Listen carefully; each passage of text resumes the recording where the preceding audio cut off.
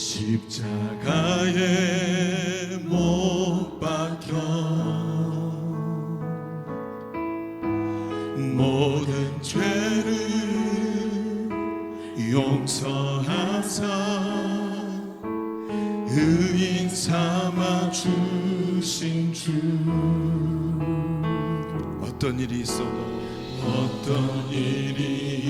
있어도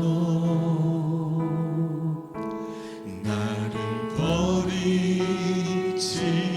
않고 죽기까지 사랑하신 나의 귀한 예수님, 내 마음의 한 자리, 가장 귀한 그 자리. 주님 오소서, 주 오셔서 앉으소서. 주님만 나의 보배, 내 마음의 한 자리, 내 마음의 한 자리. 아멘. 가장 귀한 그 자리, 주 오셔서 다스리소서. 주님만 나의 영광.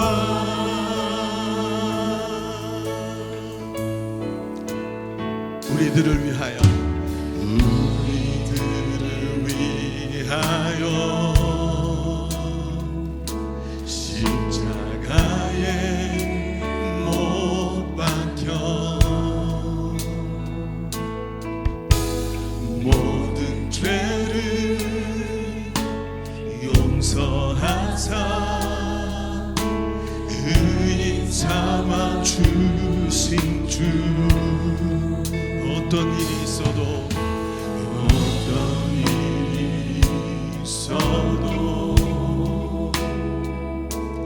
나를 버리지 않고 죽기까지 나를 사랑하신, 죽기까지 사랑하신 나의 귀한 예수님, 내 마음의 한 자리,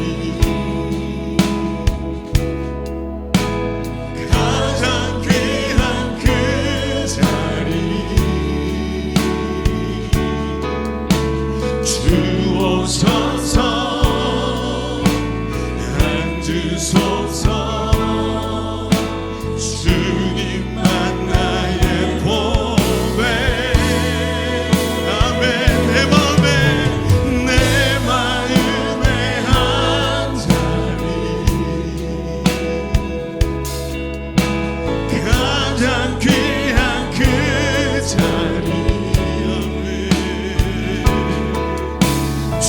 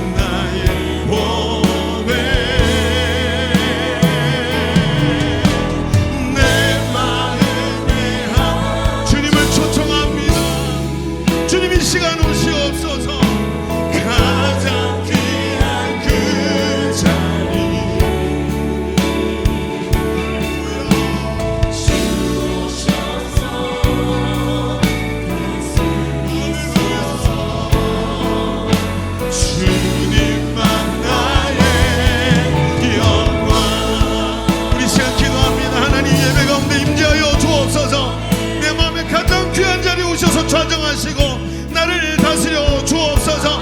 우리 주님을 초청하며 기도합니다. 주여.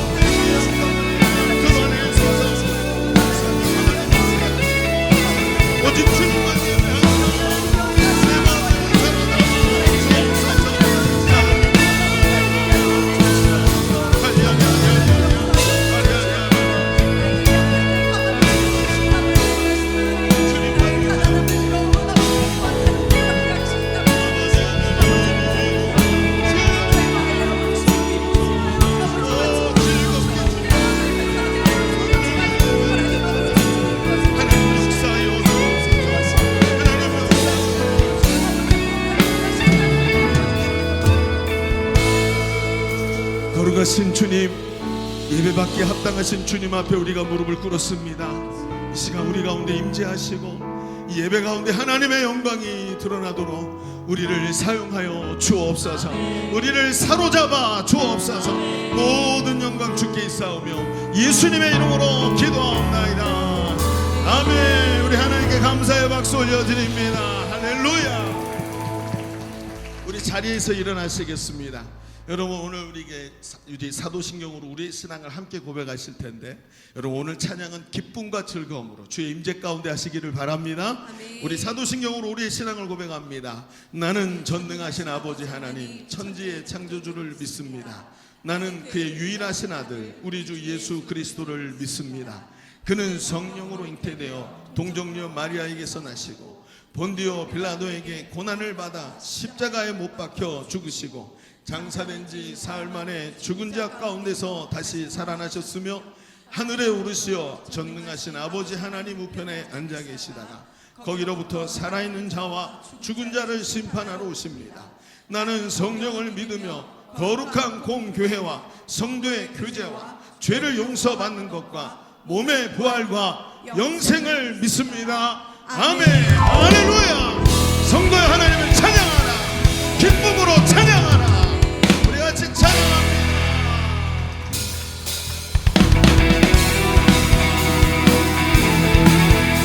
할렐루야. 우리 큰 소리로 주님을 찬양합니다. 주님 안에 우리의 믿음이 있습니다. 우리의 미래가 주님 안에 있습니다. 우리가 찬양합니다. 주 안에 내 믿음이 있네. 주 안에 내 소망이 있네. 우리 다시 한번 주 안에, 주 안에 내 믿음이 있네. 주 안에 내 소망이 있네.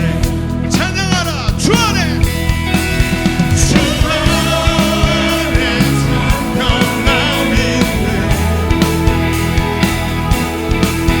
주 안에 내 힘이 있네.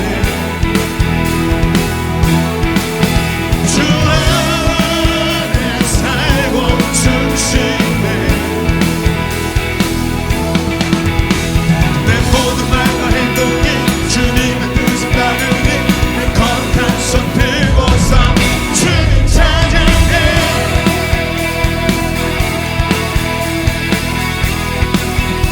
다시 한번 5주 안에, 주 안에 내 믿음이 있네. 주님 안에 있습니다. 아멘. 주 안에 내 소망이 있네. 어디 있다고요? 주 안에 내 믿음이 있네. 우리는 주님 안에 있습니다. 주 안에 내 소망이 있네. 소리치라. 주 안에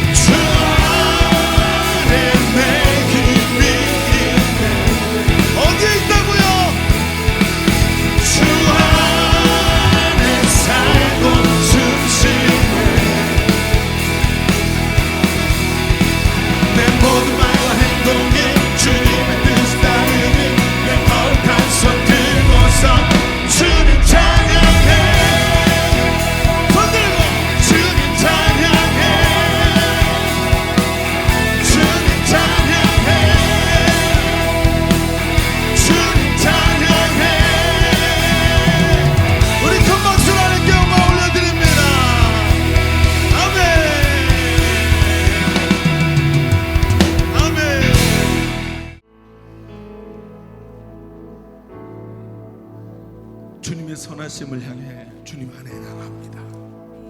주님,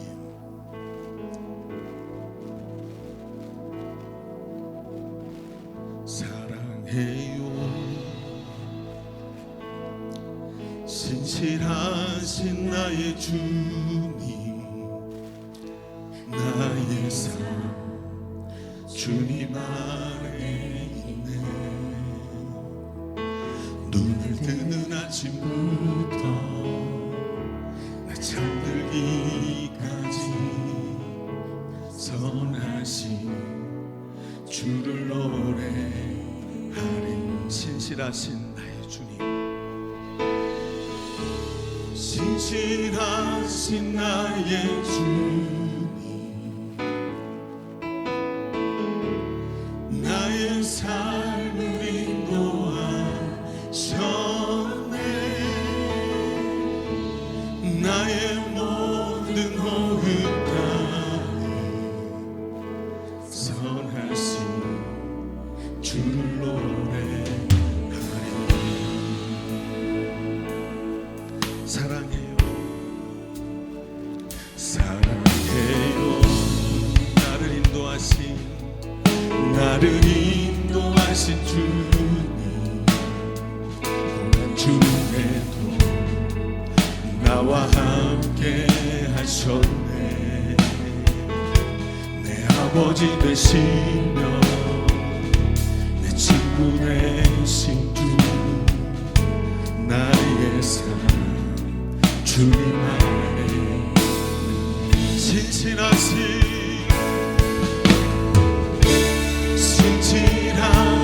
나의 주,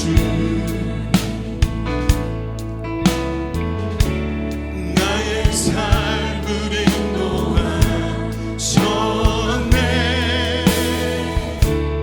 나의 모든 호흡 가운데 선하신 주를 노래.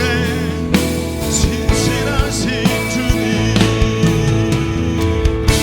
신실하신 나의 주,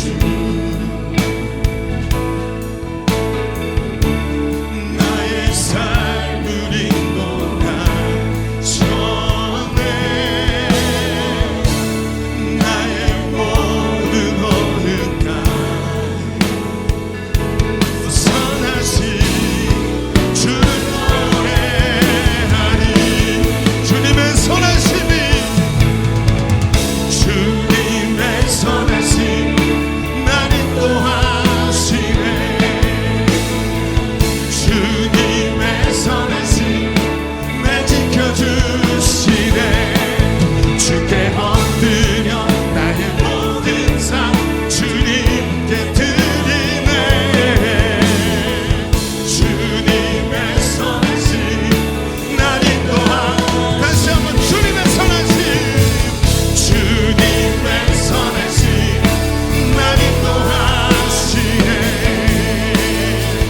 주님의 선하심 날 지켜주시네. 주께 엎드려 나의 모든 삶 주님께 드리네. 주님의 선하심 날 주님의 선하심이, 주님의 선하심 날 인도하시네. 주님의 선하심 날 지켜주시네. 주께 엎드려 나의 모든 삶 주님께 드리네. 주님의 선하심 날 인도하시네.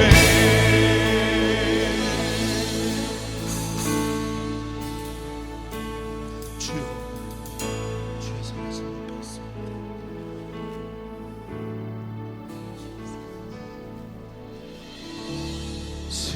신실하신 나의 주님,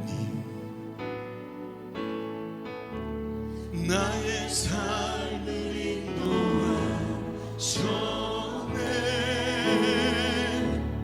나의 모든 호흡 가운데 선하신 주를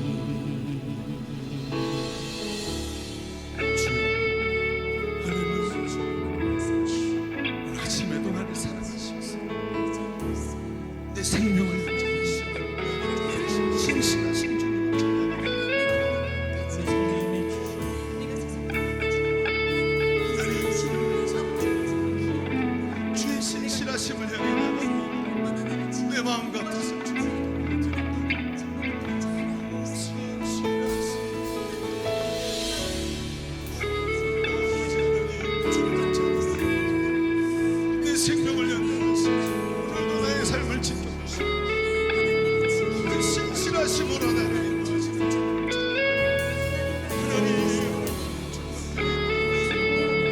주님께 예배하는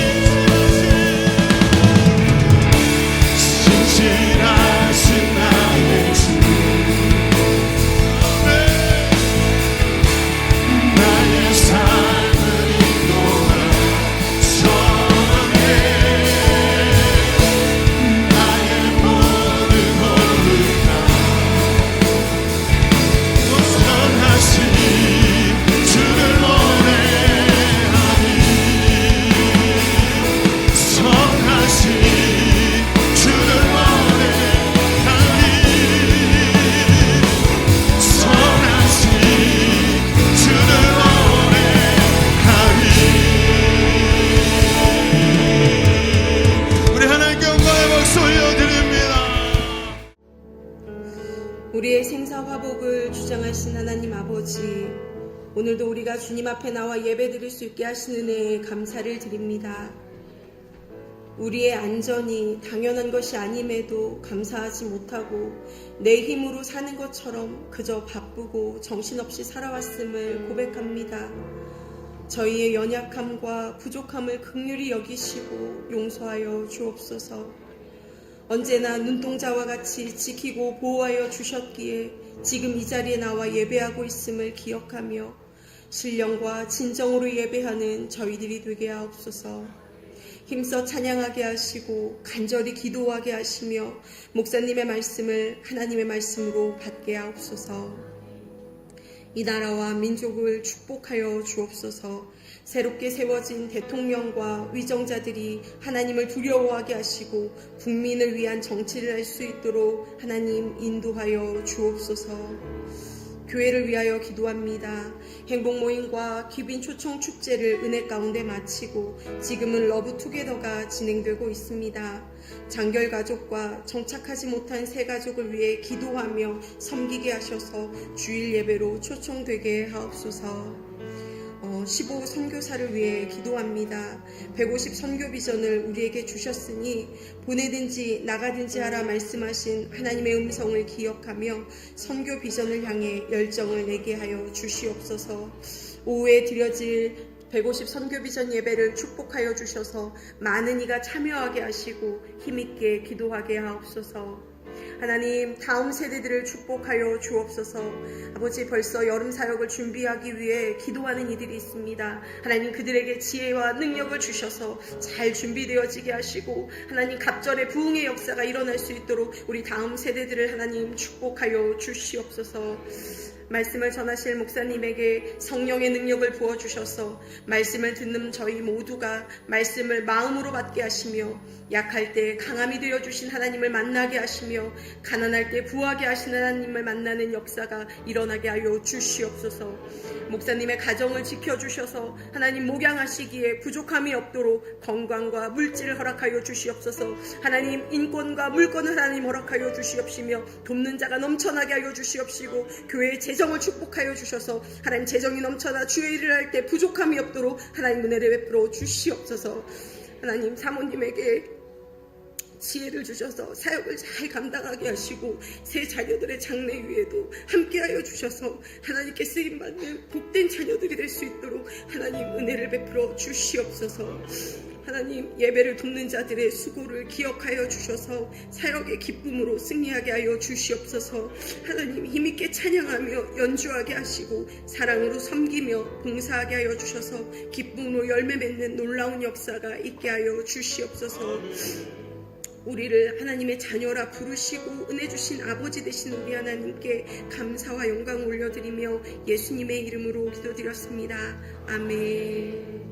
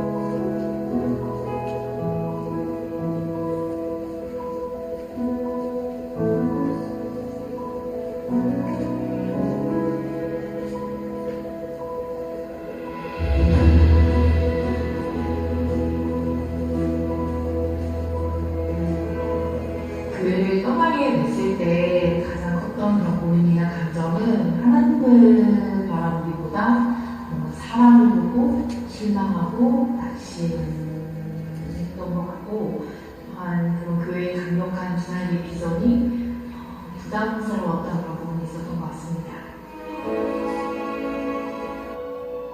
다시 교회로 돌아오게 되는 그런 계기는 그때 남편과 사이가 좋지 않았었고 암에 걸리면서 저를 이제 전도해서 교회로 인도했던 목자와 연락이 그 시기에 되었고, 그래서 이제 목장 모임에 다시 참석을 하면서 목장 식구들의 섬김과 또한 목장 모임 안에서 말씀과 기도로 회복이 되었습니다.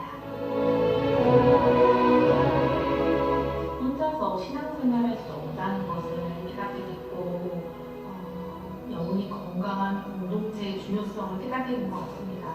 오늘도 말씀에 한 사람이며 패하겠거니와 두 사람이며 맞설 수 있나니 세겹줄은 끊어지지 않는다는 말씀처럼 목장 모임 안에서 목장 식구들의 섬김과 기도의 중요성을 깨닫게 되는 그 시간이 있습니다. 또한 사람은 누구나 이제 죄인인데 사람과 환경이 아닌 말씀을 붙들고 하나님 한 분만 바라보며 승리하는 삶을 살게 되었습니다. 저희 두날개의 소모 150 비전이 결국 예수님의 비전인 것을 깨닫고 내 비전이 되게 해주신 것이 감사합니다.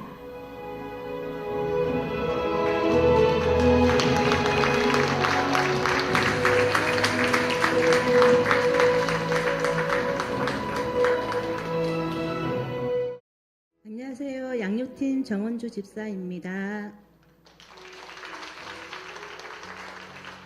지금부터 제19기 양육반 제18기 제자학교 수료식을 진행하겠습니다. 호명되시는 분은 단상 위로 올라와 주시기 바랍니다. 호칭은 생략하도록 하겠습니다.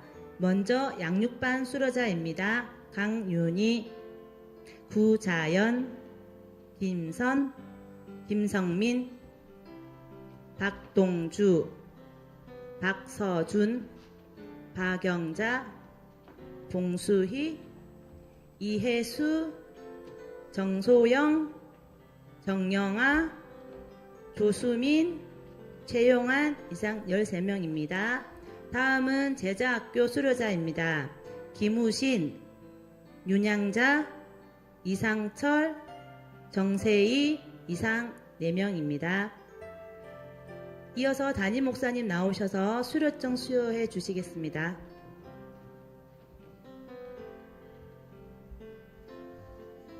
먼저 양육반 수료증을 수여하도록 하겠습니다. 순서대로 앞으로 나와 주시기 바랍니다. 양육반 수료증 제24-1호 성명 강윤희. 위 사람은 제19기 양육반 과정을 마쳤기에 제자학교 입학을 허락하며 이 수료증을 드립니다. 2025년 6월 15일 대한예수교 장로회 예일교회 담임 목사 강승신 대도. 양육반 수료증 제24-2호 성명 구자연. 내용은 위와 같습니다. 양육반 수료증 제25-3호 성명 김선. 내용은 위와 같습니다. 양육반 수료증 제25-5호 성명 김성민. 내용은 위와 같습니다. 양육반 수료증 제25-6호 성명 박동주. 내용은 위와 같습니다.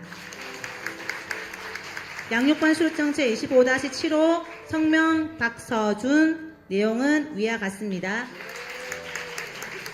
양육반 수료증 제25-8호 성명 박영자. 내용은 위와 같습니다. 양육반 수료증 제25-9호 성명 봉수희. 내용은 위와 같습니다. 양육반 수료증 제25-11호 성명 이혜수. 내용은 위와 같습니다. 양육반 수료증 제25-12호 성명 정소영. 내용은 위와 같습니다. 양육반 수료증 제25-13호 성명 정영아. 내용은 위와 같습니다. 양육반 수료증 제25-14호 성명 조수민. 내용은 위와 같습니다. 양육반 수료증 제25-15호 성명 최용환. 내용은 위와 같습니다. 이어서 제자학교 수료증을 수여하도록 하겠습니다. 순서대로 앞으로 나와주시기 바랍니다. 제자학교 수료증 제25-1호 성명 김우신. 위 사람은 제18기 제자학교 과정을 마쳤기에 세계비전 제자대학 입학을 허락하며 이 수료증을 드립니다. 2025년 6월 15일 대한예수교 장로회 예일교회 담임 목사 강승신 대도. 제자학교 수료증 제25-2호 성명 윤향자. 내용은 위와 같습니다. 제자학교 수료증 제25-3호 성명 이상철. 내용은 위와 같습니다. 제자학교 수료증 제25-4호 성명 정세희. 내용은 위와 같습니다. 이어서 우수자 시상이 있겠습니다. 먼저 양육반의 강윤희. 큰 박수 부탁드립니다. 다음은 제자학교 이상철.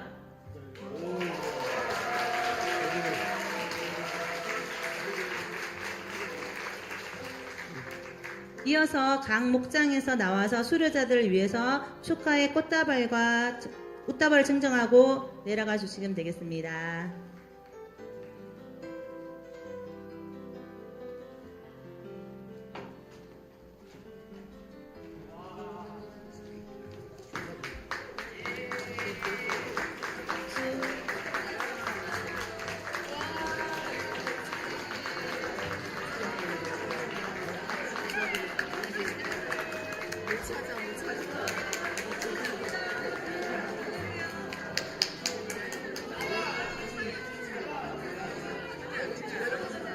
자, 전달하시고 축하해 주셨으면 내려가시면 됩니다.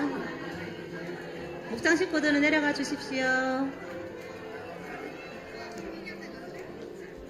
자, 이제 수료생들이 들어가실 때, 인사하고 들어가실 때 큰 박수를 부탁드립니다. 차렷! 인사! 이상으로 제19기 양육반 제18기 제자학교 수료식을 마치겠습니다. 안녕하세요. 저는 청년 B3 목장 박동주입니다.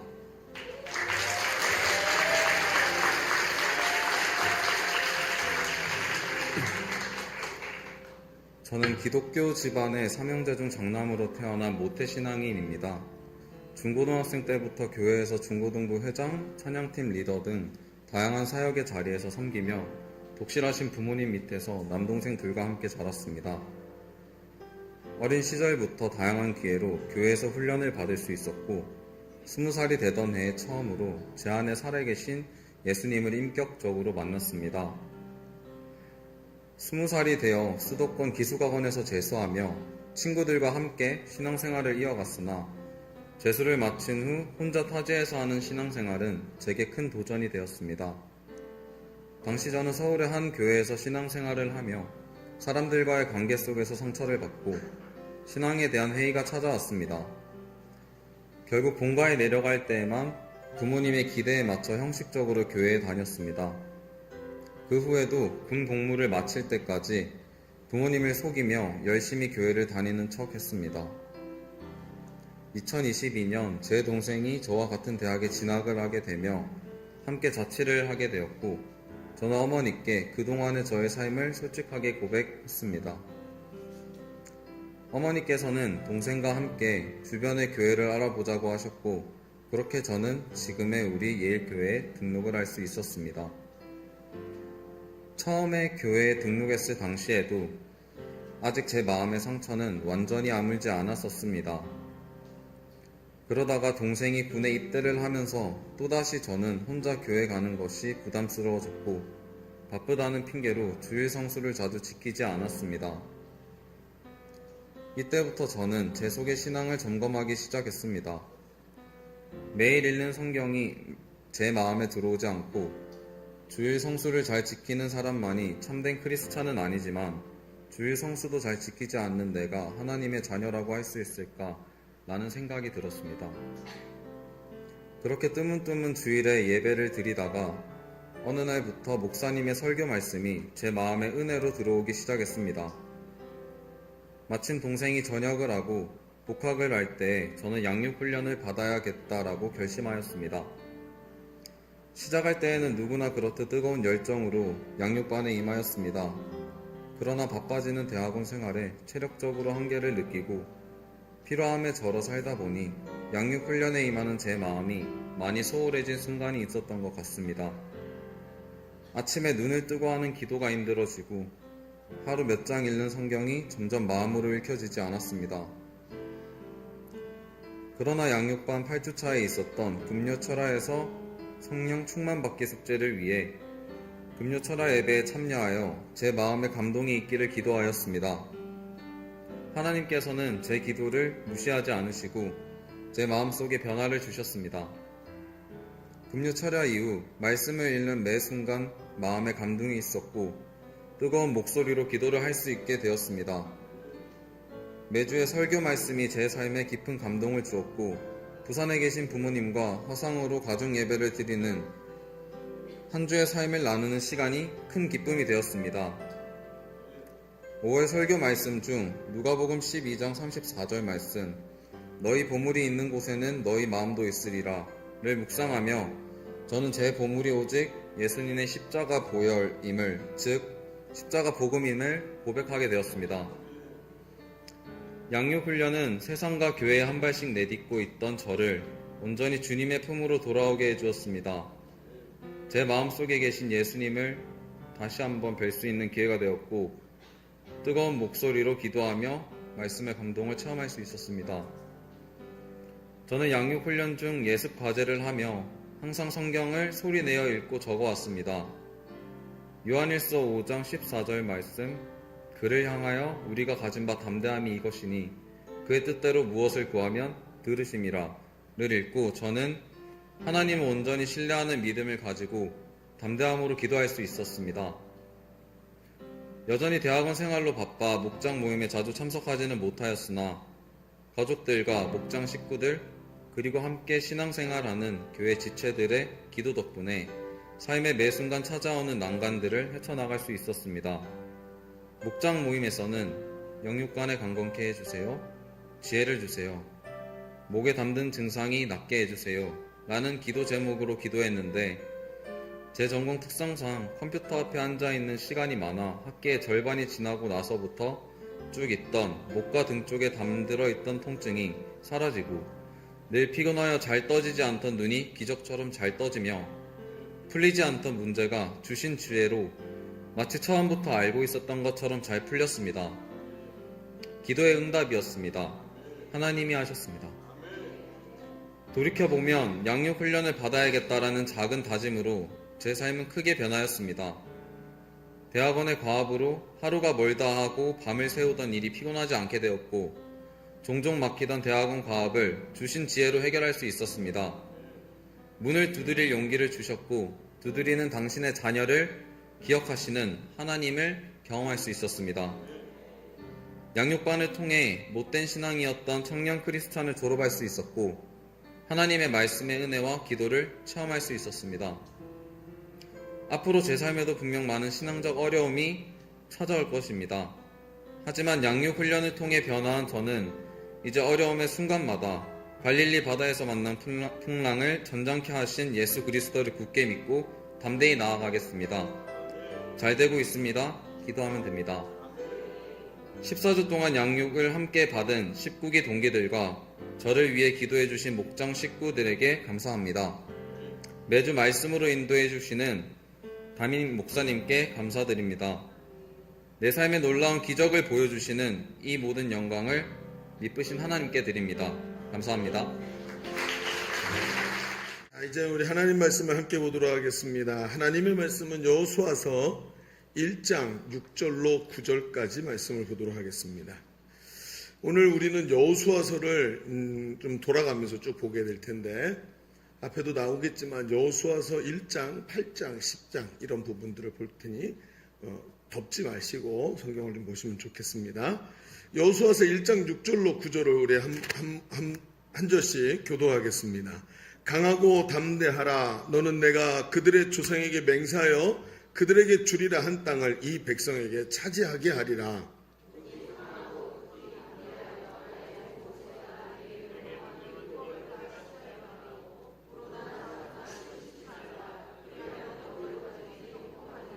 이 율법책을 내 입에서 떠나지 말게 하며 주야로 그것을 묵상하여 그 안에 기록된 대로 다 지켜 행하라. 그리하면 내 길이 평탄하게 될 것이며 내가 형통하리라.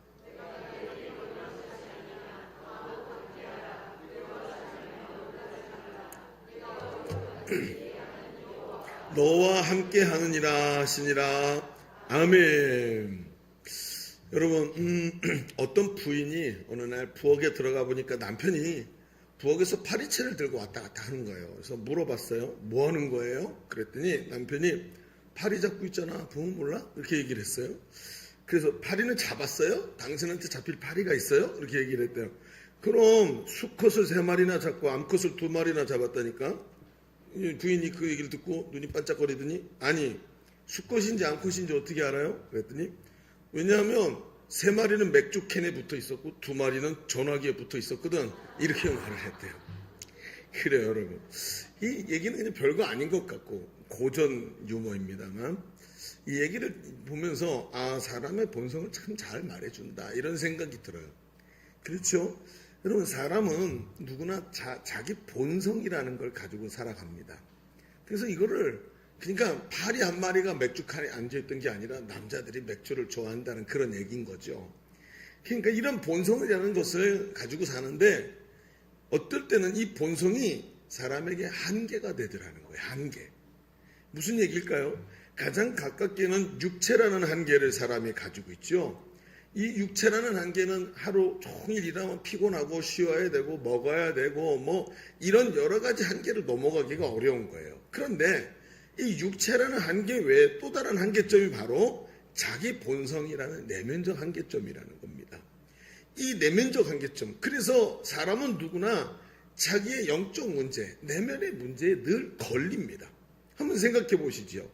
여기서 중요한 것은 사람의 삶 중에 많은 부분이 그 한계점을 자기 내면의 문제에서 딱 설정을 하더라는 거예요. 나는 이런 게 싫어. 나는 굉장히 소극적인 사람이야 라고 하는 자기가 자기를 해석해 놓은 자기 본성에서 자기 한계점을 딱 정하죠. 그리고 나는 사람 많은 데가 싫어. 이렇게 생각하면서 한계점을 거기다가 자기 성품에다 본성에다가 딱 설치를 해놓는 거예요. 그러니까 어때요? 마치 벼룩이 자기 제한을 거는 거 있죠. 벼룩이 위에다가 40cm 찍 뛰는 벼룩에다가 투명한 유리막을 딱 20cm에다 걸어놓으니까 하루쯤 지나고 나니까 벼룩이 다시는 40cm로 안 뛰더래요. 왜? 뚜껑이 없어도 저기 높이 뛰면 머리를 다쳐 아파 이렇게 생각하고 그 다음부터 절대로 40cm를 뛰지 않더라는 거예요. 벼룩에 자기 제한이라는 게 딱 걸려서 거기서 자기 한계점을 만나요. 그리고 중요한 시기마다 내가 정한 한계점에 내가 걸려있는 것을 보게 됩니다. 나는 이게 내 상처야. 나는 이런 사람이야. 라는 자기 한계점을 설정하고 말이죠. 우리 삶의 문제들이 대부분 여기서 시작됩니다. 이 본성의 한계가 우리 영적 성장의 한계가 되는 걸 여러분 알고 계십니까? 여러분 부모가 성숙하면 자녀들도 성숙합니다. 여러분 아멘입니까? 그렇죠. 오늘도 우리 간증하시는 우리 박종주 형제 같은 경우도 가정에 믿음의 배경이 쫙 깔려 있는 게 여러분 보이시죠? 그냥 간증을 몇 마디 안 했는데도 배경에 믿음의 배경이 쫙 깔려 있고 부모님이 얼마나 자녀들을 기도하면서 양육했는지 그게 슬쩍슬쩍 툭툭 보입니다. 그러니까 이런 성숙한 부모 밑에서 자라나는 이 자녀들도 자기 본성이라는 한계점을 넘어간 부모님을 만나기 때문에 부모님에게 배우기 때문에 자녀들의 미래가 밝은 줄로 믿습니다. 그러니까 여러분 그렇습니다. 지금도 자기 안에 있는 이 한계 때문에 하나님이 주시는 축복을 누리지 못하는 경우들이 너무나도 많다는 거예요. 이 자기 본성이라는 한계점을 극복하지 않으면 더 나가기가 어렵다는 것이죠. 그래서 이러한 한계점을 넘어서 한계점을 극복하느냐 하는 것, 어떻게 극복하느냐 하는 것이 우리에게 중요한 문제라는 것입니다. 오늘도 우리는 이 본성이라는 한계점을 극복해야 됩니다. 게으르고 교만하고 답답하고 소극적이고 두려워하고 융화되지 못하고 부정적이고 이런 본성에서 나오는 한계점들을 극복하고 하나님 앞에 쓰임받는 기쁨을 누리는 하나님의 사람들, 하나님의 일꾼들이 되시기를 바랍니다. 원하기는 오늘 이 말씀을 좀 같이 깊이 나눠보시죠. 그리고 이 말씀을 통해 자기 본성의 한계점을 넘어서 성장하는 믿음으로 도전하는 우리 성도들이 되시기를 주의 이름으로 축원합니다. 자, 우리 그러면 주보를 3면을 펼쳐보시죠. 자, 제 모니터를 조금만 줄여주세요. 아주 조금만, 한 눈금 정도만. 자, 같이 한번 볼까요? 자, 첫 번째 이렇게 한번 써볼게요. 오늘 말씀의 제목이 뭐라고요? 성장하는 믿음. 그 성장하는 믿음 앞에다가 이렇게 한번 써볼까요? 본성을 넘어 성장하는 믿음. 이렇게 한번 적으면 오늘 좀 더 선명하게 보이지 않을까. 본성을 넘어 성장하는 믿음. 이렇게 써놓고 첫 번째로 이렇게 한번 써보시죠. 우리는 말입니다. 나의 한계점이 축복의 시작점이 되는 은혜가 있다는 것을 봐야 됩니다. 첫 번째로 나의 한계점이 뭐가 된다고요? 축복의 시작점이 되더라. 이걸 발견하는 게 굉장히 중요하다는 거예요. 자, 오늘 이 말씀을 봅시다. 오늘 우리가 읽은 말씀은 너무나 유명하죠. 하나님께서 모세의 후계자로 여호수아를 지목하시고 여호수아에게 찾아오셔서 내가 너와 함께 하겠다. 지극히 강하고 담대하라. 이렇게 말씀하시는 장면으로 굉장히 유명한 장면이죠. 그런데 여러분 가만히 생각해 보십시다. 우리는 여호수아가 대단한 사람, 믿음의 사람 이렇게 생각되지만 성경을 자세히 살펴보면 여호수아가 그런 사람이 아니라는 것을 알게 돼요. 여러분 어디선가 많이 들었던 얘기 때문에 착각하고 있는 거예요. 왜 그러냐 한번 볼까요? 여호수아는요 연약한 사람입니다. 그리고 대단히 종속적인 사람이에요. 자기 주도적으로 앞으로 뛰어나가는 사람이 아닙니다. 누군가에게 속해서 따라가는 스타일이에요. 그는 그리고 합리적인 사람입니다. 합리적이라는 말은 좋은 의미이기도 하지만 특별하지 못하다는 뜻이에요. 자기 주관이 뚜렷하지 않고 지금 상황이 돌아가는 데서 제일 유익이 되는 지점을 찾는 사람이라는 거죠. 그는 상황 판단이 되면 조용히 물러서서 자기 유익을 찾는 스타일이고 걱정이 많은 사람입니다. 또한 사람들의 평가에 굉장히 예민하고 실패를 두려워하는 사람이라는 거죠. 한마디로 우리와 똑같이 별로 특별할 것이 없는 굉장히 평범하고 두려움 많은 사람이라는 거예요. 아니 목사님, 여태껏 여호수아는 그런 사람이라고 설교를 들어본 적이 없는데요. 제가 이제부터 증거를 대볼 테니까 한번 들어보시죠. 여호수아는 등장할 때부터 모세의 시종으로 나왔습니다. 그렇죠? 여러분, 여호수아는 아주 젊은 시절, 이제 막 청소년기를 벗어난 시절부터 나오는데 모세의 추종자고 시종이었습니다. 그래서 모세 옆에서 수종을 들었단 말이죠. 모세가 40일 동안 시내산 위에 올라갔을 때 그는 시내산 중턱에서 꼼짝하지 않고 기다립니다. 모세는 40일이나 올라가서 안 나타나고 밑에서는 우상 만들고 난리가 났는데 어떻게 해서든 찾아가서 모세가 그렇게 말씀하지 않았습니까? 그러면 안 됩니다 라고 말을 하든지 아니면 모세를 찾아가보든지 무슨 수를 내봐야 되는데 어찌 보면 강직하다고 말할 수 있겠습니다만 그는 도전적 성향을 가지고 있지 않았다는 거예요. 어떤 행동도 취하지 않고 그 자리에 머물러 있었다는 거죠. 그는 모세가 하나님을 만나고 돌아올 때까지 모세가 시킨 대로 계속 회막만 지키고 있었다는 겁니다. 그죠? 이게 시작입니다. 들어보십시다. 가나안 정탐꾼 사건이 기억나시죠? 12명 중에 여호수아와 갈렙만 가나안에 대해서 저들을 우리에게 주셨다. 저들은 우리의 밥이다 라고 얘기했고 나머지 10명은 굉장히 부정적인 얘기를 합니다. 그러나 성경을 자세히 보면 10명의 정탐꾼들이 그 부정적인 이야기에 맞서서 이야기한 사람은 누구였을까요? 여호수아가 아닙니다. 갈렙이었습니다. 여호수아는 옆에서 입 다물고 있었습니다. 여호수아는 갈렙의 말에 동조했지 자기가 앞장서지 않았습니다. 소극적이고 어쩌면 자기에게 준 이것을 이상으로 받아서 강력하게 드러내는 사람은 아니었다는 것입니다. 이것이 이 사람의 본질적 부분입니다. 그러나 본문에 나타난 하나님의 부르심은 이러한 여호수아의 본성과는 너무나도 어울리지 않는 부르심이죠. 6절에 뭐라 그럽니까? 강하고 담대하라. 너는 내가 그들의 조상에게 맹세하여 그들에게 주리라 한 땅을 이 백성에게 차지하게 하리라.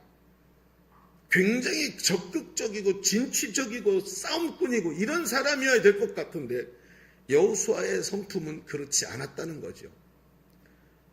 그러나 얼마 지나지 않아서 하나님의 말씀은 여호수아에게 굉장히 큰 감동으로 다가왔을지 모르지만 얼마 지나지 않아서 여호수아는 자기 한계점 앞에 서게 되면서 모든 것이 바뀌어지는 상황을 우리에게 보여줍니다.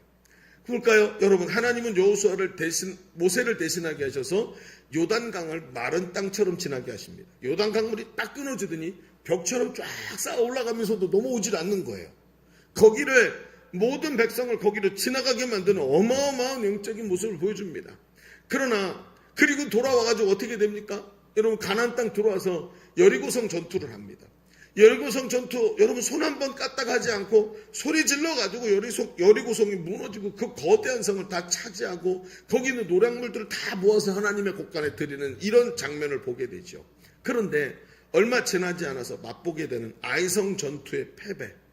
여기에서 여호수아의 본성이 드러납니다. 한번 볼까요? 여호수아서 7장 6절로 7절 말씀.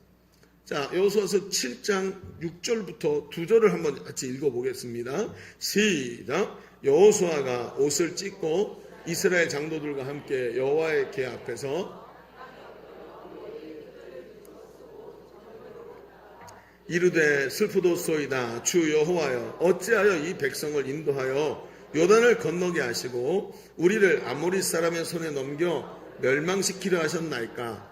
우리가 요단 저쪽을 만족히 여겨 거주했다면 좋았을 뻔하였나이다. 아멘. 자, 여러분, 어디서 많이 듣던 이야기 같지 않으십니까? 그렇죠.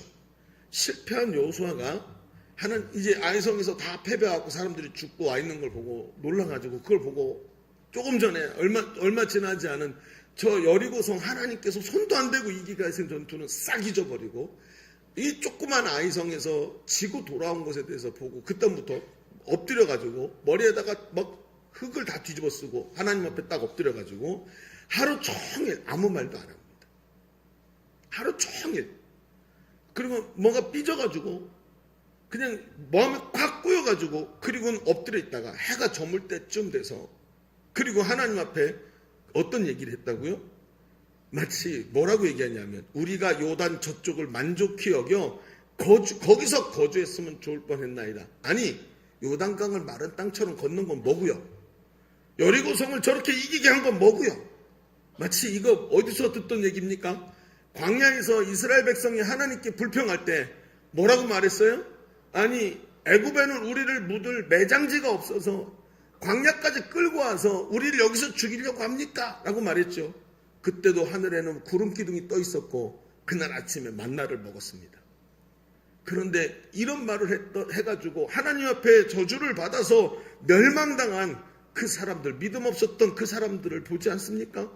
그 광야 백성의 원망을 들으면서 거기서 치를 떨며 싫어했던 그 모습을 자기 입으로 말하고 있는 거예요. 여호수아는 단 한 번의 실패를 통해 자기 본성이라는 한계 앞에 딱 서게 된 겁니다. 잘 될 때는 문제가 없었습니다. 요단강을 마른 땅처럼 건널 때 하나 문제 없었습니다. 그렇죠? 여러분 여리고성이 꽉 무너지고 노획로로 막 거둘 때 전혀 문제 없었습니다. 그런데 내 삶에 문제가 딱 생기니까 그 하나님의 능력, 하나님 주신 축복 하나도 생각 안 나고 왜 여기까지 데려왔느냐고 얘기를 하는 거예요. 이게 여호수아입니다. 여러분 어떻게 생각하십니까? 누구나 비켜갈 수 없는 자기 본성이라는 한계가 있습니다. 여호수아는 광야를 지나오면서 모세 옆에서 그렇게도 여러 번 하나님께 원망하고 약속을 믿지 않고 패역한 사람들이 하나님을 저주하다가 심판받는 모습을 치를 떨면서 봤습니다. 그럼에도 지금 자신이 그 습성을 버리지 못하고 자기도 똑같은 모습으로 하나님 앞에 서고 있다는 거죠. 부르르 떨면서 분노하고 이 앞에 여호수아 1장에서 하나님이 담대하라 내가 너와 함께 하겠다 하신 약속의 말씀을 내동댕이 쳐버리는 모습을 지금 보여주고 있습니다. 이 대목은 마치 우리 자신을 보는 것 같이 우리의 모습을 너무나도 적나라하게 반영하고 있다는 것입니다. 항상 자기가 설정한 동일한 자리에서 넘어집니다. 자기가 설정한 자리, 나는 이런 사람이야 라는 자기 본성의 한계점에 부딪혀가지고 거기서 원망하고 거기서 믿음이 없어서 그러고 쓰러지더라는 것입니다. 분명히 믿음으로 여기까지 잘 달려온 것 같은데 조그마한 문제가 딱 오니까 거기 걸려서 믿음 없는 모습으로 쉽게 넘어지더라는 거예요. 여러분 어떻게 생각하십니까? 그렇지 않습니까? 저도 시험에 들 때가 있습니다. 시험에 들고 마음에 부정적인 생각과 제 속에 있던 저도 스스로가 굉장히 진취적이라고 생각을 하는데 제 생각에 맞지 않는 일이 벌어질 땐 저도 똑같은 자리에 가서 서 있는 걸 자주 봅니다. 여러분 어떻게 생각하십니까? 그런데 이 말씀을 보면서 어쩌면 이게 내가 한계점에 와서 딱 부딪혀가지고 이러고 쓰러져 있는데 이 자리가 여호수아에게 어쩌면 축복의 자리겠다 하는 생각이 드는 거예요. 아니 여기가 한계라면서요. 맞아요. 한계인데 어쩌면 여기가 축복의 자리일 수 있겠다는 거예요. 왜요? 여러분 하나님이 사람을 부르실 때 그 사람의 장점만 부르셨겠습니까? 아니죠. 그 사람 자체를 부르셨는데 항상 하나님이 부르시면 그 사람의 한계점도 함께 부르시는 거예요. 가슴만 뜨겁다고 자기를 이기고 승리하는 것이 아니라 하나님은 이 한계점을 넘어서서 성장해서 승리하게 만드시더라는 거예요. 그래서 하나님은 여호수아가 자기 한계점을 넘는 것, 즉 극복의 자리로 하나님은 인도하시고 한계점을 가지고 극복의 자리로 끌고 오셨다는 거예요. 거기가 어디예요? 아이성이라는 거예요. 그는 아이성에서 자기 한계점과 마주선 것입니다. 한계점을 넘으라고 있는 거라는 거예요. 극복하라고 있는 것이라는 겁니다. 그러면서 하나님은 여호수아가 한계점을 넘도록 도우시죠. 그렇습니다, 여러분. 성품의 한계, 능력의 한계, 자기를 극복하는 순간이 너무나도 어렵지만 하나님은 그 순간을 극복해내면서 자기 한계를 넘어서게 하시면서 하나님께 쓰임받게 하시더라는 거예요. 여러분 한때 우리나라에 자전거 열풍이 불 때가 있었습니다. 지금도 뭐 자전거가 여러 사람들이 자전거 이거 꽤 많습니다. 근데 그래서 많은 사람들이 자전거를 사죠. 그럼 자전거를 타는 사람들의 이야기를 들어보면 자전거가 어떻게 저렇게 자전거를 타자고 물어봤더니 자전거가 우리가 생각하는 자전거가 아니더라고요. 보통 웬간한 건 500만 원이 넘고 조금 괜찮다 싶으면 1000만 원씩 한답니다. 자전거가. 그 자전거를 새끼손가락으로 이렇게 해도 들린대요. 그러면 탈만하죠. 그죠? 그러면서 얘기를 하는데 참 대단합니다. 근데 이 자전거를 입문하면서 이제 점점 실력이 들어가면서 자전거를 바꾸겠죠. 근데 이 자전거를 타는 사람들의 이야기를 보면 자기 체력의 한계가 금방 드러난대요. 처음에는 30km 정도도 달리기가 쉽지 않답니다. 엉덩이가 막 이게 안장이 베겨가지고 너무 아파서 앉지도 못하고 이러다가 어느 정도 지나면 한 50km 정도 달린대요. 그래갖고 한강 고수부지 옆에 있는 그 자전거 도로 쫙 달리고 돌아오고 뭐 이런다는 거죠. 그러면서 점점 가는 거리가 늘면 그 다음에 어디로 가냐면 한 100km 정도 거리를 간대요. 그래서 여기서 미사리 정도, 미사리 갔다가 돌아오면 한 100km 된다고 얘기를 해요. 그래서 미사리 가가지고 거기서 이제 통기타 치다가 뭐 커피 한잔 하다 이게 오나 보죠. 그리고 그렇게 된다는 거예요. 처음엔 30km만 달려도 막 장단지 근육이 터질 것 같았는데 40km, 50km 달리면서 극복해내는 겁니다. 점점 다리에 감각이 없어지고 저 앞에 가면 쓰러질 것 같다 이런 생각이 드는데 그래도 밟다 보니까 어떻게 돼요? 극복이라는 걸 하게 되죠. 근육이 늘어나고 장단지가 커지고 하면서 50km, 70km, 80km, 100km를 넘어갑니다. 그런데 이렇게 100km를 갔다 오면 대단하다라고 생각하는데 어때요? 더 많이 가는 사람들이 자꾸 도전을 하지요. 그러면 100km를 계속 반복하다 보면 나중에 100km도 쉬워진대요. 극복을 하는 겁니다. 그리고 자신감을 얻고 그렇죠. 자전거인들의 성지라고 말하는 춘천에 가게 됩니다. 춘천을 왕복하면 200km가 된답니다. 춘천에 가서 거기서 춘천에 있는 의암호 이 주변에 이렇게 굉장히 자전거 도로가 잘 돼 있죠. 거기 쫙 갔다 오면 200km가 넘는 데죠. 그 다음에 어디로 갑니까? 늘려가지고 부산까지 가는 이 길을 떠난다고 합니다. 여러분 점점 성장해 갑니다. 그게 뭐죠? 자기를 극복하려는 노력에서부터 나온다는 거예요. 극복하면 큰 유익이 있다는 것입니다. 믿음의 세계도 동일합니다. 하나님은 우리를 항상 극복의 자리로 인도하십니다. 우리의 약점을 다 덜쳐버리고 우리의 본성적 한계점을 다 내려놓고 좋은 점만 썩 끄집어 가시는 것이 아니라 우리 인생 전체를 부르셔서 우리의 삶을 극복의 자리로 데리고 가시는 거예요. 그리고 아이성 앞에서 극복하게 하세요. 그곳이 바로 양육과 훈련의 자리 아니겠습니까? 어려워도 그 한계점을 뛰어넘고 극복하도록 만드는 거 아니겠습니까? 오늘 간증한 우리 형제도 보십시오. 양육반 수료자들을 보면 그냥 와갖고 수료증 하나씩 받아가는 것 같지만 14주나 되는 시간을 계속해서 반복합니다. 여러분 그 시간 동안 하루 한 주 한 주 계속해서 수레바퀴 삶을 하고 배우고 계속 확신하면서 그 길을 계속 넘어갑니다. 처음에는 기도가 숙제가 10분밖에 안 되지만 20분 되고 30분 되고 기도 제목이 점점 많아지는데 그걸 하나씩 감당하면서 자기의 기능이 늘어나는 걸 보는 거예요. 그러면서 점점 극복하고 넘어가게 되는 것이죠. 하나님께서 이 아이성 전투를 바로 그리로 끌고 갔다는 것입니다. 그리고는 여러분 이 여호수아가 극복하는 한계점을 극복하는 자리를 여호수아서 10장에서 우리에게 보여줍니다. 아이성 전투 후에 얼마 지나지 않아서 가나안 족속 이 아모리 족속들의 왕들이 연합해서 여호수아를 치러 올라오는 사건이 있었습니다. 이 사건에서 하나님은 이스라엘을 인도하셔서 승리하게 하시고 막 우박을 내리시고 막 도와주시죠. 그런데 이 승리가 중요한 것이 아니라 이들을 하나님의 명령대로 다 진멸하고 쫓아내야 되는데 전투를 하는데 시간이 부족한 거예요. 물론 저들은 연합군이니까 이 군사의 숫자도 엄청나게 많겠죠. 근데 우리는 군사의 숫자가 얼마 안 돼요. 쳐서 이기고 있는데도 점점 해가 지고 그러면 이게 이제 끊어지게 생긴 거죠. 그러니까 그때 여호수아가 하나님께 기도를 올리기 시작합니다. 이게 몇 장이냐면 여호수아서 10장이에요. 1장 그 다음에 우리가 어디 봤죠? 6장 아이성 사건 봤죠? 10장 여호수아 아이성 사건이 몇 장이죠? 7장이죠. 7장 아이성 사건 보고 그 다음에 10장에 지금 이 장면이 보이는데 12절 13절에 이 여호수아가 하나님께 이렇게 기도해. 12절 볼까요? 앞에 보십시오. 여호와께서 아모리 사람을 이스라엘 자손에게 넘겨주시던 날에 여호수아가 여호와께 아뢰어 이스라엘 목전에서 이르되 태양아 너는 기브온 위에 머무르라. 달아 너도 아얄론 골짜기에서 그리할지어다 하매 태양이 머물고 달이 멈추기를 백성이 그 대적에게 원수를 갚기까지 하였느니라. 야살의 책에 태양이 중천에 머물러서 거의 종일토록 내려가지 아니하였다고 기록되지 아니하였느냐. 태양을 명령해서 아얄론 골짜기에 머무르게 합니다. 이 기도는 평범했던 사람 여호수아가 백성들 앞에서 진정한 영적 지휘관으로 올라서게 만들어 놓은 기도였습니다. 자신의 한계를 뛰어넘는 기도.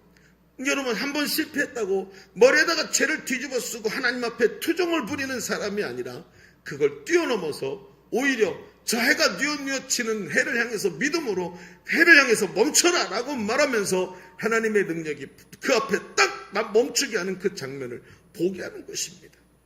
자신의 가능성으로 한 것이 아니라 자기 본성의 한계를 뛰어넘어 하나님을 믿는 믿음으로 기도한 것입니다. 이것이 바로 오늘 한계를 뛰어넘은 여호수아의 모습으로 나오는 것입니다.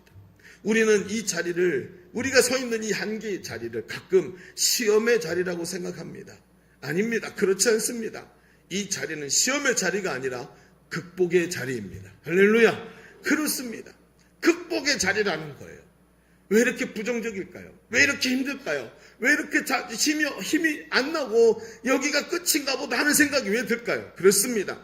여기가 바로 극복의 자리이기 때문입니다. 더 이상 한 걸음도 더 못 갈 것 같고 페달질을 조금이라도 더 하면 이제 조금 조합해서 쓰러질 것 같은 이유가 뭘까요? 여기가 극복의 자리라는 거예요. 바로 이것이 축복의 자리라는 것을 우리가 알아야 한다는 것입니다. 하나님은 우리를 극복으로 인도하십니다. 그 극복이 바로 양육과 훈련의 자리입니다. 여러분, 어려워도 본성의 한계를 극복하고 넘을 수 있도록 훈련을 받는 거예요. 여러분, 우리는 말입니다. 우리 교회에 있는 양육 시스템을 절대로 성경 공부라고 말하지 않습니다. 제가 성경 공부라고 말할 때는 불신자들, 아직 예수님을 잘 모르는 사람이거나 교회에 대해 잘 모르는 사람한테 얘기할 때 성경 공부라고 표현하지, 우리 교회에서는 성경 공부라고 표현하지 않습니다. 왜요? 성경 공부는 머리로 하는 거지만 양육 훈련은 몸으로 하는 겁니다. 삶으로 배우는 거예요. 그래서 내가 그걸 할 수 있을 때까지 반복하는 게 양육 훈련입니다. 이번에도 제자대학에서 훈련 받으신 분들의 중에 오늘은 양육반과 제자학교지만 제자대학에서는 다 떨어졌습니다. 안 되는 사람이 얼마나 많은 줄 아십니까? 여러분, 다른 데서 성경 공부하는데 당신 패스 못했습니다. 다시 재수강하세요. 그러면 시험 들어서 다 갑니다. 우리는 안 그렇습니다. 왜냐하면 이건 성경 공부가 아니고 내가 해내도록 만드는 훈련이기 때문에. 훈련이기 때문에. 큐티 한 자락을 해도 오늘 하나님이 나에게 말씀하신 대로 살아내는 훈련이기 때문에. 그래서 또 하는 거예요.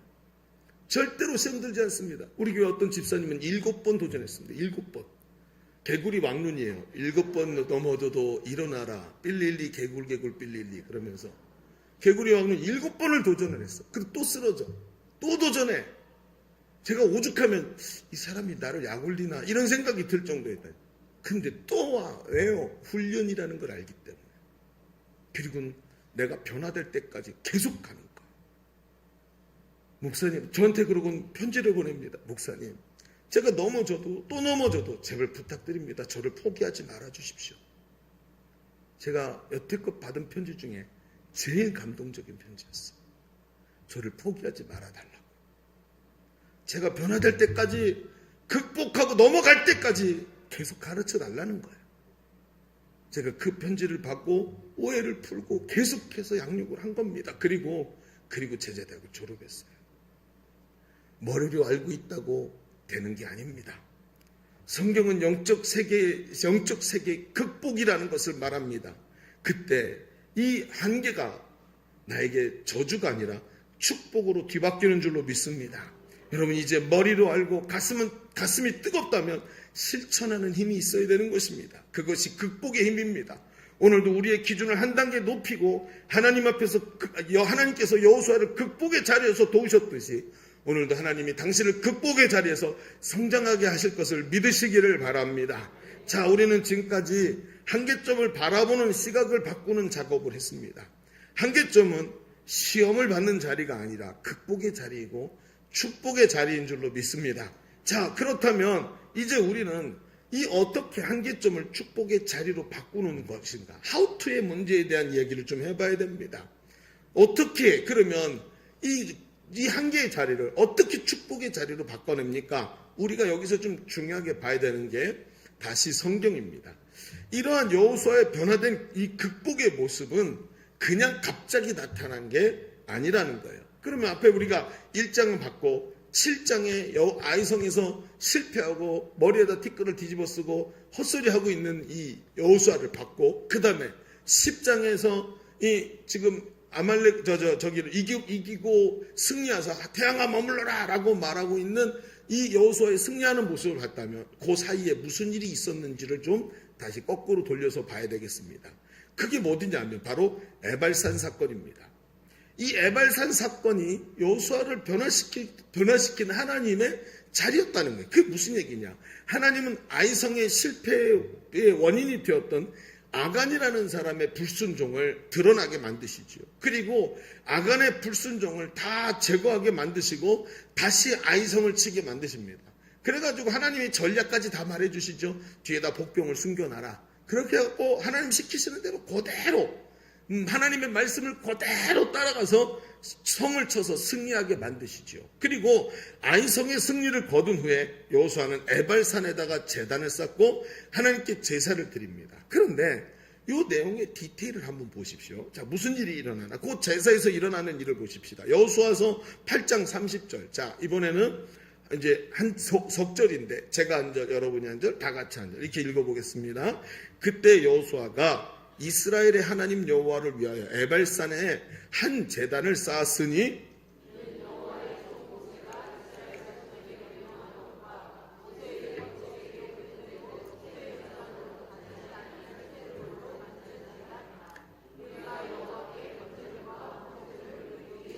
함께 봅니다. 여호수아가 거기서 모세가 기록한 율법을 이스라엘 자손의 목전에서 그 돌에 기록하매. 아멘. 자, 뭐 특별한 게 없는 것 같은데요. 저 들어보십시오. 에발산에서 쌓은 제단 앞에서 하나님께서 여호수아 1장에서 명령하신 모세의 율법을, 그쵸? 모세의 율법 어떻게 해요? 돌에 새기고 선포하게 만든 거예요. 이게 지금 이 장면이 이거예요. 여러분, 하나님 뭐라 그랬어요? 내가 모세에게 명령한 율법을 그대로 지켜서 좌로나 우로나 치우치지 말아라. 이게 하나님께서 첫 번째 말씀하신 거예요. 모든 백성이 이 말씀을 듣고 여호수아를 따라왔었어야 돼요. 그런데 문제가 뭐죠? 이 말씀을 듣고 여호수아는 이걸 하나님의 독백으로 만들어 왔었던 것입니다. 승리가 중요한 것이 아니라 온 백성이 하나님과 관계를 회복하고 하나님 앞에서 이 말씀대로 좌로나 우로나 치우치지 않아야 되는 거예요. 여러분 보십시다. 그래서 어떻게 한 겁니까? 이 하나님이 말씀하신 여호와의 모세에게 주신 율법을 그 제단을 쌓았던 돌에다가 새기고 있는 거예요. 승리가 중요한 것이 아니라 온 백성이 하나님과 관계를 회복하고 다지는 것이 중요한 겁니다. 그리고 나서 여호수아가 확실히 담대해지고 자기 한계를 넘어서는 모습이 그 뒤에 10장에서 나오기 시작합니다. 그는 더 이상 평범하고 순종적이고 고민 많은 평범한 사람이 아니라 영적 세계를 향해서 명령하고 태양아 거기 머물러라 말할 수 있는 강력한 영적 리더십을 가진 사람이 됐다는 겁니다. 자, 그러면 한번 이제 써봐야 되겠습니다. 두 번째다 뭐라고 쓰면 될까요? 그러나 믿음의 한계점을 넘기는 것은 뭐라고요? 극복이라는 것은, 영적인 극복이라는 것은 자기를 이겨내는 극기가 아니라 신뢰입니다. 신뢰다. 하나님을 향한 진정한 신뢰 관계, 주의 말씀을 지켜서 좌로나 우로나 치우치지 않고 말씀을 붙잡고 있는 신뢰가 믿음의 한계점을 넘어가게 하고 자기 본성이라는 한계를 넘어가는 힘이라는 거예요.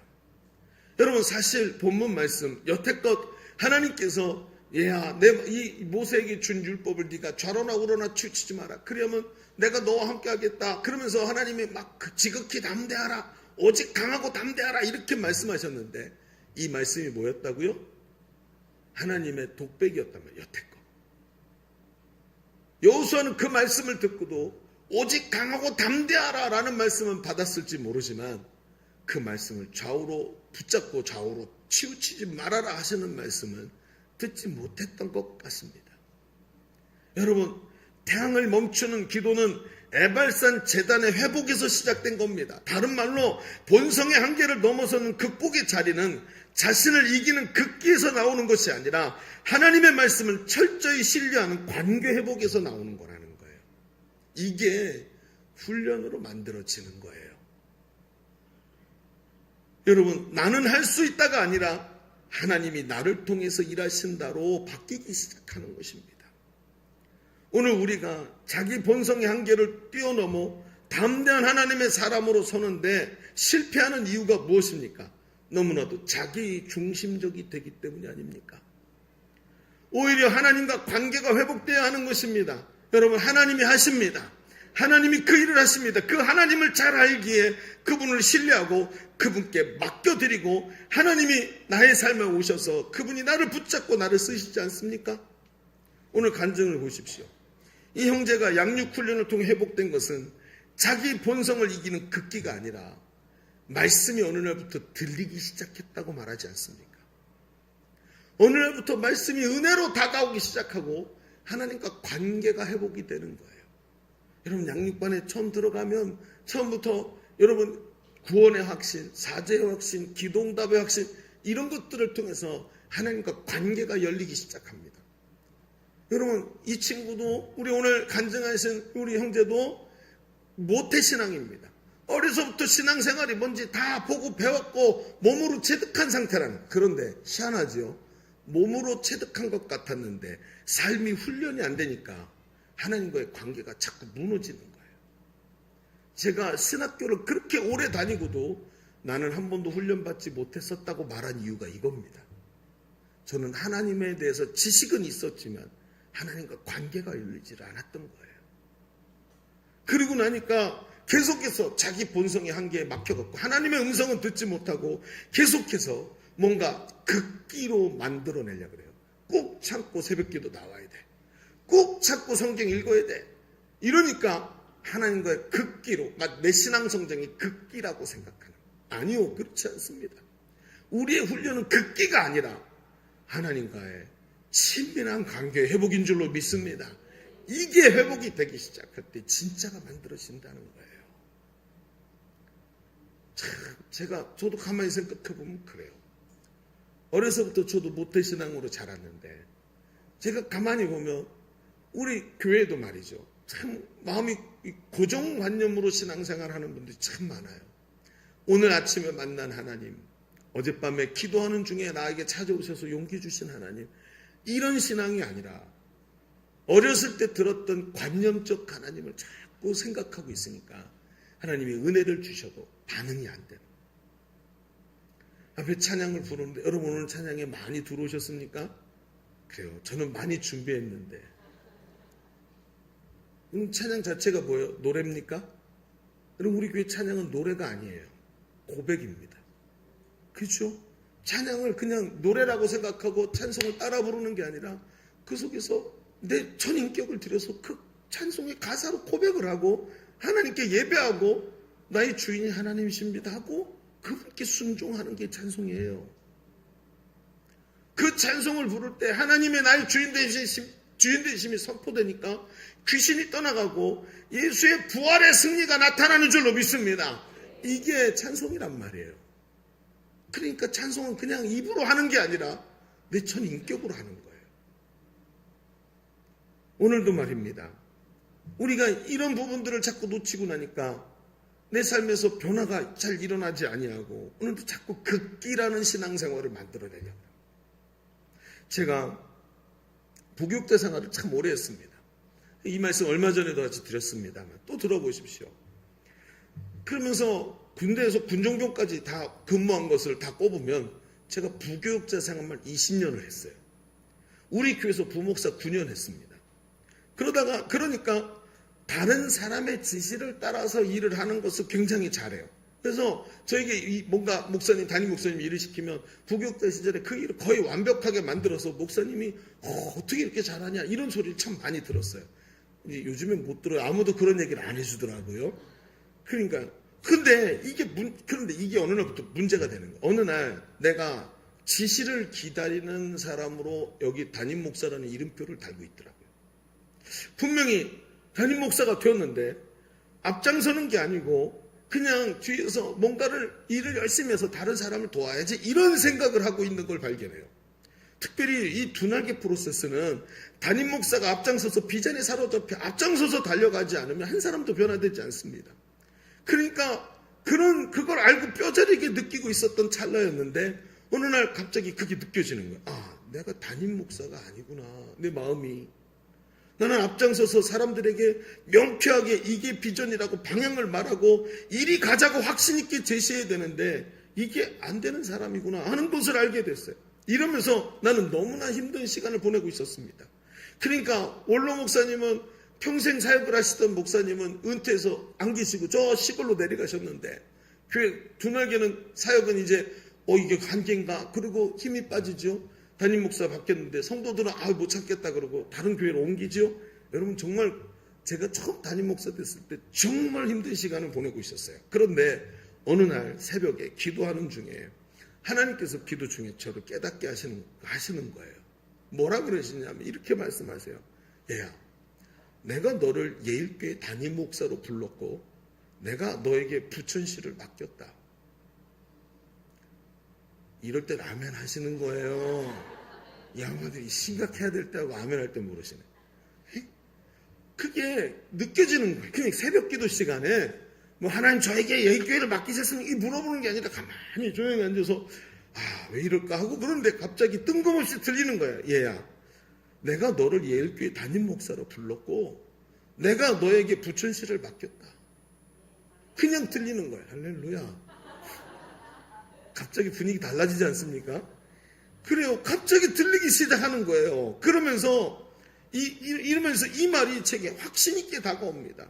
그런데 그 순간 제가 감히 기도하는데 갑자기 저 자신이 보이는데 내가 예배당 한쪽 구석에 앉아 있는 게 보이는 거예요. 여기 요 앞에 이렇게 건반 있는 자리에 앉아 있었는데 그 앉아 있는 게 저는 앞에 앉았다고 생각했는데 그게 아니라 한쪽 구석에 앉아 있더라고요.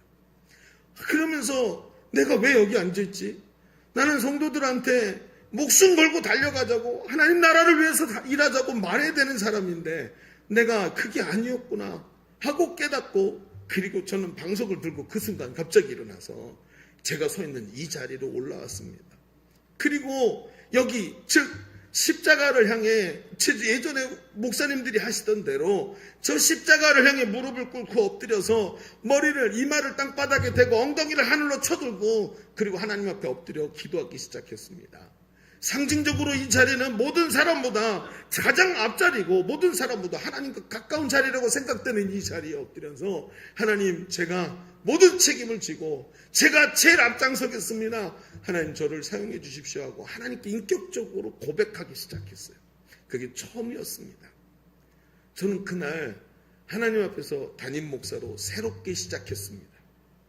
그날 벌써 담임 목사로 위임 받은 지 2년 정도 지났을 때 그날 저는 하나님 앞에서 인격적으로 고백을 하고 처음으로 제가 담임 목사로 시작하는 순간이었습니다. 너무나도 안타까운 일이었지만 그 2년 동안 너무나도 헤매고 있었던 시간이었던 거예요. 왜 그런 줄 아십니까? 제가 하나님 앞에서 극기의 자리에 자꾸 서려고 했기 때문에. 극기의 자리가 아니에요. 극복의 자리는 극기가 아니라 하나님과 인격적인 만남 속에서 일어나는 줄로 믿습니다. 그게 극복이라는 거예요. 그러면서 그때부터 저는 부목사의 정체성을 벗어버리고 그날 이후로 하나님 앞에서 제일 앞장선 사람, 여러분을 향해서 담대하게 비전을 위해 생명 걸자고 말하기 시작하는 사람으로 바뀐 것입니다. 여러분 그렇습니다. 오늘 우리가 나 자신과 우리의 삶을 가만히 들여다봐야 됩니다. 본성의 한계점을 뛰어넘어 성장하는 믿음을 가져야 된다는 거예요. 여러분 한계점을 뛰어넘어 성장하시기를 축복합니다. 이 자리가 여러분 내 한계에서 막히는 자리가 아니라 하나님 앞에서 축복의 자리가 되기를 주의 이름으로 축원합니다. 이 신뢰관계 회복이 한계점을 뛰어넘는 극복이라는 것을 정확하게 깨달아야 한다는 것입니다. 여러분 오늘도 그 마음으로 페달을 밟으십시오. 나는 30km 이상 못 가. 아닙니다. 오늘은 장단지가 터지도록 한번 밟아봅시다. 남들이 가는 데까지 나도 한번 가봅시다. 여러분 이 청년 우리 교회 온 지 얼마 되지 않은 이 청년이 이렇게 고백하는 것 보고만 있을 겁니까? 저 청년은 100km를 가고 있는데 나는 오늘도 30km에서 멈추시겠습니까? 또 해봐야 되지 않겠습니까? 이 자리가 극복의 자리가 되고 여기가 축복의 자리가 돼야 되지 않겠습니까? 여러분 하나님이 하실 줄로 믿습니다. 멈추지 마십시오.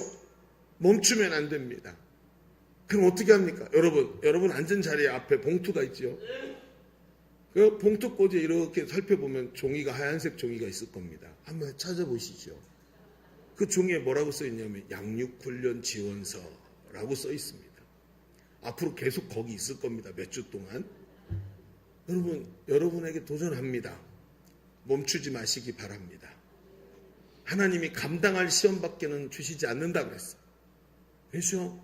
여러분 보고 갑자기 부산까지 가라고 말하지 않습니다. 30km를 넘어서 40km만 가자고 얘기하시고 50km만 가자고 얘기하시는 거예요. 오늘도 극복의 자리에 서서 도전하시기를 바랍니다.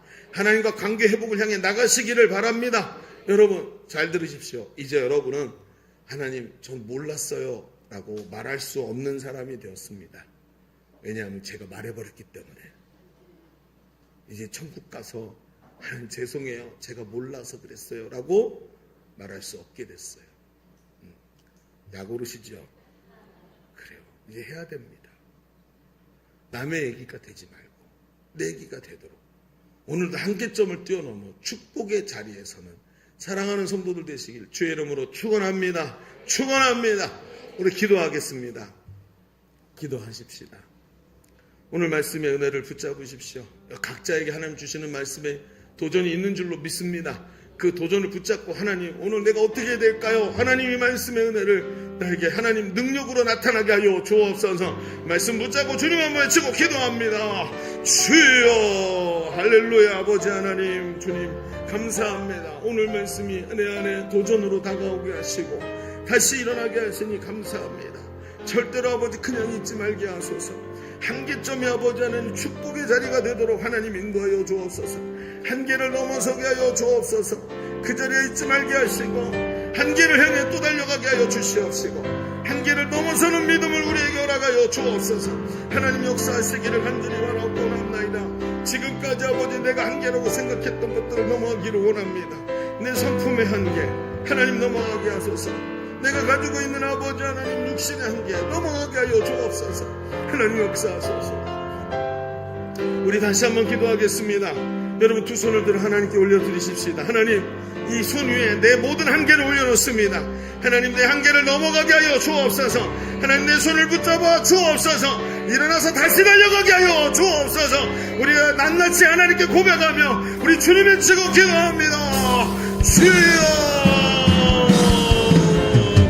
할렐루야. 하나님의 역사하소서.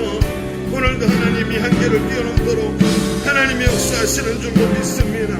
하나님이 인도하소서. 주의 영광이 드러나게 하소서. 이 한계를 뛰어넘는 역사가 일어나도록 하나님 도우시고 인도하여 주옵소서. 하나님 인도하소서. 마음과 생각을 주님 사로잡아 주시고 은혜 위에 은혜가 넘치도록 하나님 역사하여 주옵소서. 성령의 능력으로 채워주시고 하나님 역사하시고 인도하소서. 아버지 한계를 뛰어넘는 은혜를 하나 주소서. 내 한계를 주님 전에 남겨드립니다. 하나님 역사하시고 인도하소서. 한계를 뛰어넘는 능력을 우리에게 부어주시옵소서. 성령으로 하나님 쓰임받는 은혜가 넘치도록 주님 인도하시고 역사하여 주옵소서. 마음과 생각을 사로잡아 주옵소서. 하나님의 은혜 안에 있기를 원합니다. 말씀과 성령으로 충만하게 하시기를 간절히 원합니다.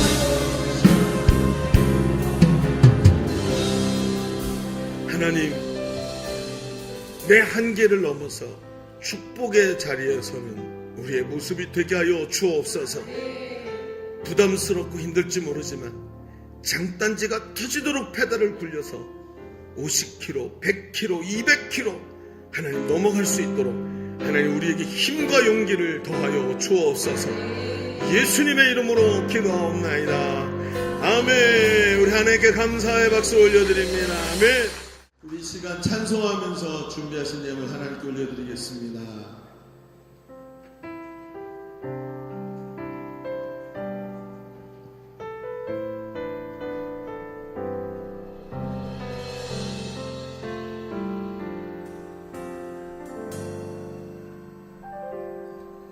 나의 피난처 예수 의지해요. 나의 피난처 예수 의지해요. 나의 가는 길을 곳을 따라 몰아쳐와도 나의 피난처 예수 의지해요.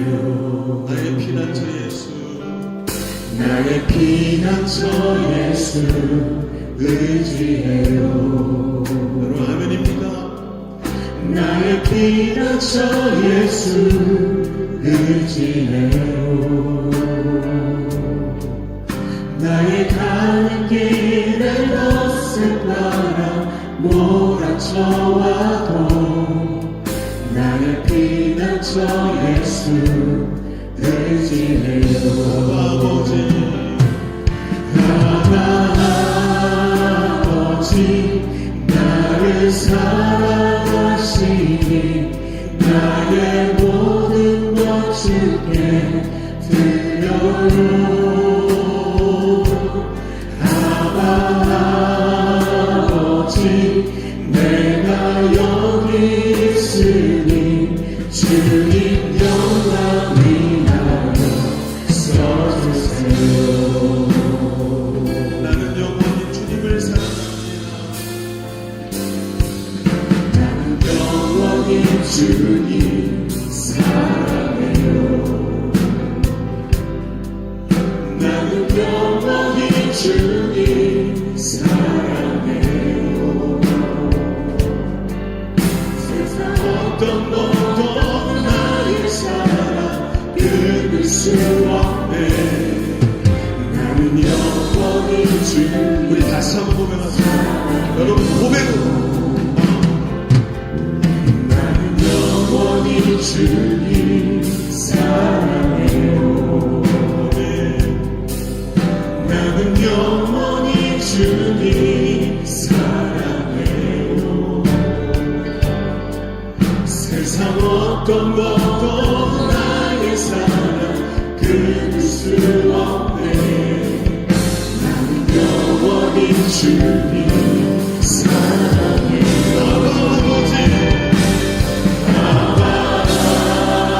아버지 나를 사랑하시니 나의 모든 것 주께 드려요. 아버지 내가 여기 있으니 주님 영광 위하여 우리 목소리를 높여서 아버지 나를 사랑하시니 모든 것 주께 드려요.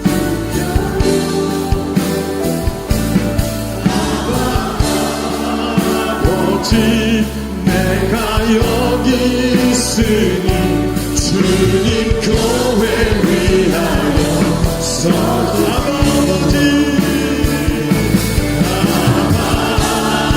아버지 나를 사랑하시니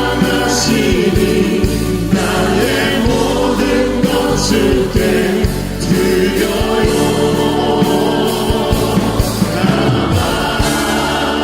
아버지 내가 주님 나라 다시 한번 고백합시다.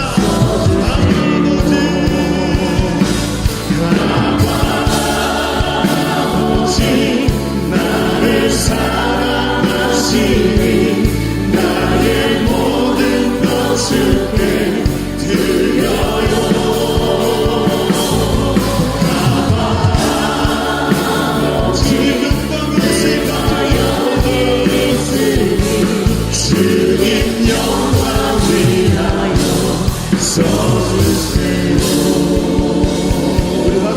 하나님께 영광 올려드립니다. 아멘. 우리 드려진 예물을 위해서 한번 기도하겠습니다. 하나님, 참 감사합니다. 우리의 삶을 향한 하나님의 계획이 너무나도 뚜렷하시어서 우리가 거절할 수 없을 만큼 하나님 은혜가 가득한 줄로 믿습니다. 오늘 말씀의 은혜를 꽉 붙잡게 하여 주시옵시고, 시험대로 고난당하는 자리가 아니라 극복하고 하나님과의 관계가 회복되고 축복의 자리로 변화되는 역사가 있게 하여 주옵소서. 도전하게 하여 주시옵시고, 승리자의 자리에서 하나님께 영광 올려드리는 우리의 모습이 되게 하여 주옵소서. 하나님, 한 주간의 삶도 주님께 의탁합니다. 주님께서 붙잡으시고 삶의 현장이 복되게 하시며 모든 곳에서 주의 살아계시는 능력의 역사가 일어나게 하여 주옵소서. 예배하면서 주님 앞에 준비한 예물을 가지고 와서 주님께 겸손히 올려드립니다. 예물 받아 주옵소서. 주여, 중심을 보시고 두 손을 들어 축복하여 주옵소서. 심지 않은 나무의 열매를 먹는 역사가 일어나게 하여 주옵소서. 하나님께서 함께 하심을 감사드리며, 이제는 우리 구주 예수 그리스도의 은혜와 아버지 하나님의 지극하시고 만극하신 사랑하심과 성령님이 우리 가운데 내주하시고 함께 하시는 은혜가 오늘 모여 예배하는 모든 사랑하는 주의 자녀들 머리 위에, 우리의 가정과 삶의 현장 위에, 손으로 하는 모든 일들 위에, 주께서 피로 합주고 사신 주님의 몸된 교회 위에, 사랑하고 안타까운 이 나라 이 민족 위에, 열방의 선교사들 위에 이제로부터 영원토록 함께 있을지어다. 아멘.